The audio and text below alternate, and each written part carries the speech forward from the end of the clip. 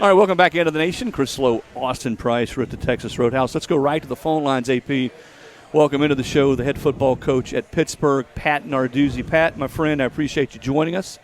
You know, I look at college football these days, and you're sort of the exception. You know, coaches they come and they go. They're at this school for a while, they're at school. This is your 7th season at Pitt.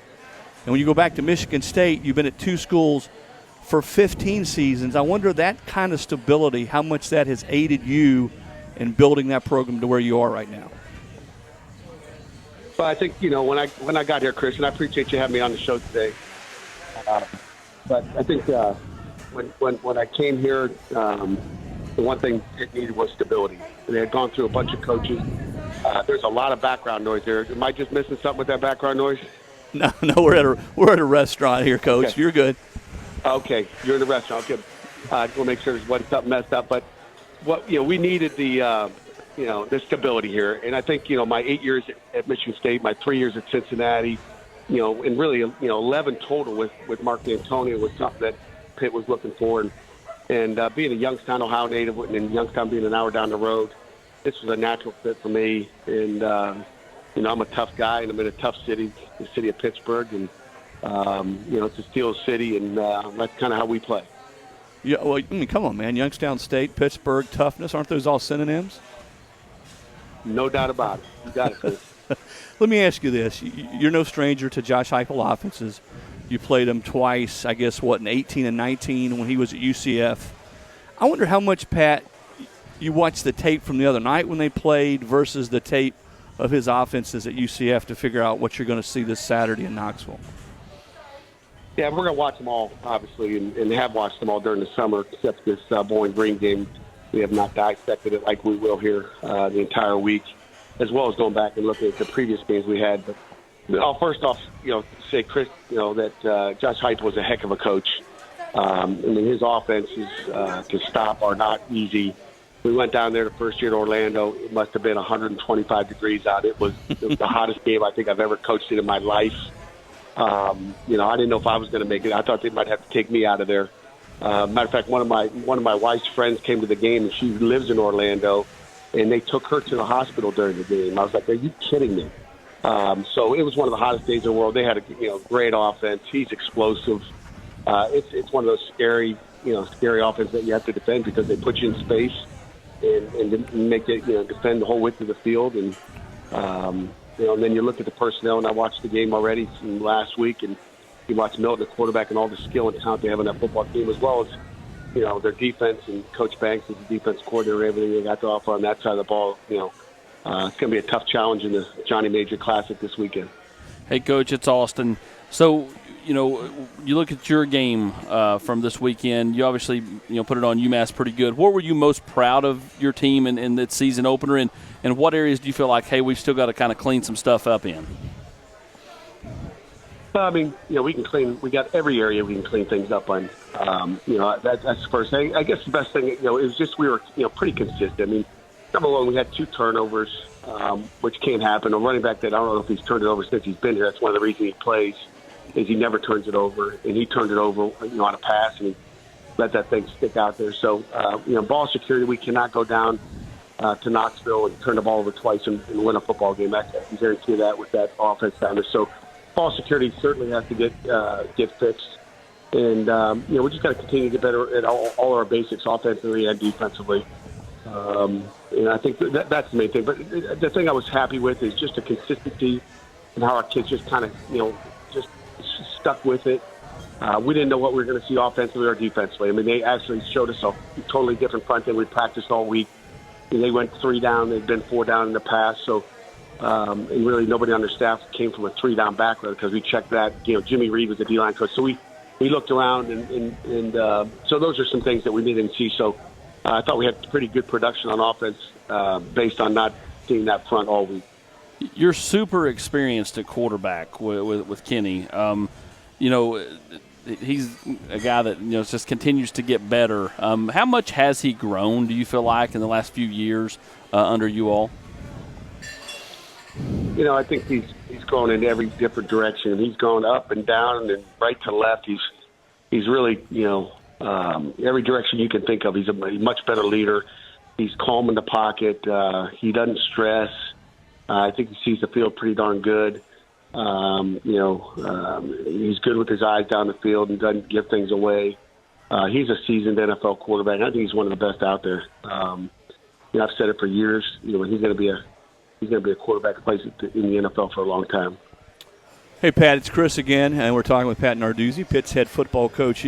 Austin asked you about Kenny Pickett. I think he's been there since the Reagan administration. Ironically, I am wearing a Reagan Bush 84 shirt. I like that. I mean, this really is his fourth. I'm hoping we get another year. I don't want this COVID to keep going, but I was hoping we get another year, too. Seriously, this is his fourth year that he has started a football game. I don't know that you find that really anywhere else anymore in college football. But from your perspective as a coach, when you go on the road for your first game and you've got a fifth-year senior who's played as much football as he has, how much does that open up everything for you? Not just what you do offensively, but the way you call the game, what you do on defense.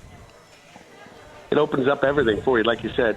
When you got the signal caller that knows what he's doing, you can have a lot of offense in, number one, and he commands the field. I mean, he does an unbelievable job at what he does, and like I said, it's a game changer. If he's not here, it's a totally different ball game because we'll have inexperience. So him coming back for another year really gives us a chance to get those other guys behind him ready to go for the following year. And talking about his 4 years, now he started 4 years in a row, and he only had 4 games he played in the year before. So with this new rule where you can play 4 years plus 4 games, he really would fall under that grandfather, if you want to call it, that grandfather law there.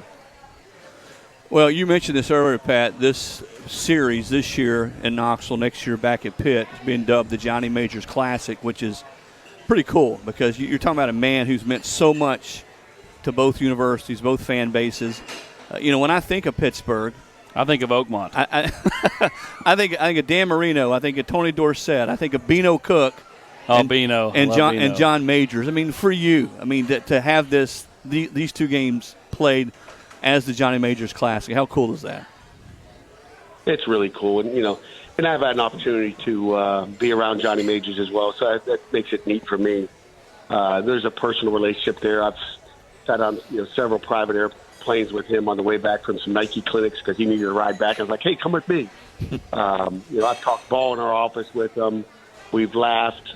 We've had just telling stories back and forth. And he was a great storyteller, an unbelievable coach. I got a video of him.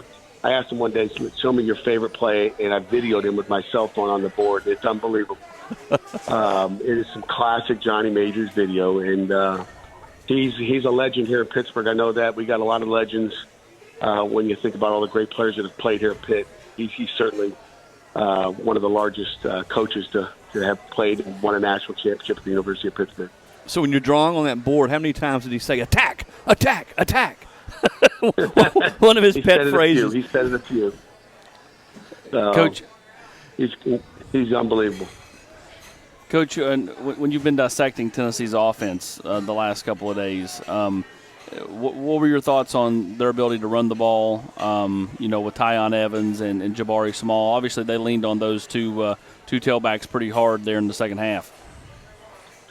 Yeah, I'm still dissecting it, so I haven't had a chance to dissect it for many days here. Obviously, just finishing up last night, but I watched it this morning already, and we'll dissect it the rest of the week. But I can tell you this: just watching them run the ball and watching Milton run the ball.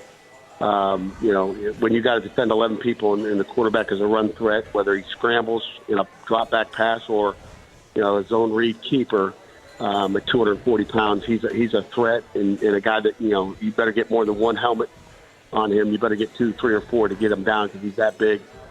And that's what we'll do. Try to put as many hits on him as we can when he does carry the ball. Because we're gonna have to. I think he's bigger than most of the guys on our defense. So we're gonna have to bring it all. I know you all will start to scout, your entire schedule at some point during the off season. But with the game with Tennessee playing on Thursday night, did you have a portion of maybe your staff, or were you watching it yourself, kind of just trying to get an early scout, get an early look at what they're doing now versus maybe what they did when you saw them previously? Yes, no doubt about it. I mean, we're way ahead. And like I said, we were way ahead in the summer. and they're very similar to what they were before. I don't see a whole lot of difference between what I saw Saturday or Thursday, I guess, out of them compared to what they did when they were UCF. I mean, you see a very similar, which is what you expect out of Heupel. He'll have his change ups for us, especially since we beat them last time when they came to Hines. He'll do some things to try to keep our backers, in check, and some other things that we know he'll do. And then again, on the other side of the ball, our offense is facing a different defense, so it'll be a little different challenge on that end, just knowing what they're going to try to do against us, because obviously, Josh did not bring his defense coordinator with him. Have you ever had the chance to go against Tim Banks in any setting? Tennessee's defense coordinator. Yes, Tim Banks was at Penn State prior to, so we that's right. Played, so we've got the relationship there too. So there'll be some Penn State tape watch this week, and was watched a few weeks ago and a couple months ago. Pat, it's Chris. You guys lost 4 kids on defense in the NFL, really 5 if you count Twine. I know he didn't play last year. How is this defense different? I know you're really deep, really athletic, good at linebacker, but how is this defense different than maybe what you had the last year or so? There's different jersey numbers out there, right? And on the back of their jerseys, instead of saying Weaver and Jones, it says, Baldonado and Morgan. That'd be the biggest noticeable difference you'd see on the field. But, you're never going to, we wish we could, mold, 2 other guys into Weaver and to Patrick Jones and Jalen Twyman and DeMar Hamlin and Jason Pinnock and some of the guys that we lost that were actually on our sideline for our game Saturday night. So, but that's not going to happen. So we're different. I think we're stronger at some positions, we're weaker at some positions, and but we know what our strengths are, what our weaknesses are, and I just think we're going to continue to get better, week in and week out. We're talking with Pat Narduzzi, Pittsburgh's head football coach. The Panthers, going back to 2015, have won more ACC games than anybody not named Clemson and Miami. Pat, I remember the old days. I've been sitting in your office when you were the D coordinator there at Michigan State, back when they actually used to huddle some, and maybe you see somebody line up in I formation every once in a while. The game has changed so much, man. Everybody's playing fast, and certainly Josh Heupel's offense is up-tempo. What has been the biggest adjustment as the game has continued to evolve from a defensive coordinator's perspective? I think it is the speed of these offenses and the ability for offenses is to steal your signals and kind of have an idea of what you're doing, period, before you step up there. It's something that I don't like about the game. Ethically, it's not right when people are filming your sidelines and trying to diagnose what you do before you even take a snap. So that's something that's a little bit different for the coaches and the players for that matter. But it's the tempo of the game, and it's all the spread offenses and defending quarterback run game. That's the biggest difference compared to. And again, we defended that at Michigan State when I was there. Right. Even Northwestern was a struggle because they spread that out all the time and did a nice job. They had their super back and all that. So, I would say there's probably 3/4 of the offense in the Big Ten were like this. But Josh's offense is a little bit different because some of those wide splits where they just try to move everybody out of the box. Yeah. I do want to say before we get you out of here, there's been a push. I know the Vol Shop here, which is the little store on campus, has done like a Johnny Majors throwback attire, like what Coach Majors wore back in when he coached. There's been a push from fans to get Josh to wear this 1970s and 80s throwback. Do we think we could get you and Heupel to wear like clothes from the 70s and 80s? Coach's clothes. Hey, maybe we can. I might have to talk to my equipment guy, see what we can do. Like the old school, like the old school cleat. And Johnny Major Classic, I would do it. For the Majors Classic, I would do it. I like it, Pat. Man, it's been a blast. Are they selling stuff in the bookstores? They're selling stuff down in the bookstores. Is that right? That's awesome. Yeah. Yep, awesome. Sure. Listen, man, it's been a blast. You guys travel safe down here to Knoxville, and it's always good catching up. And we look forward to maybe doing this down the road sometime.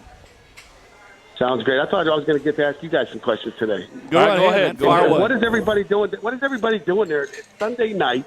What is everybody? Don't they have to work in the morning? No, not around here, man. We're in the Texas Roadhouse. Eating some steaks. You should have come down and done this live, and we could have fed you a steak. Yeah, that's right. Heck yeah, man. I could go for a steak right now. Hey, guys, appreciate you having me on today, and we'll see you Saturday. Sounds good. Thank you, Pat. That's Pat Narduzzi, Pittsburgh's head football coach. Great interview, and we're going to take our second break here at the Texas Roadhouse. Be back in just a couple minutes.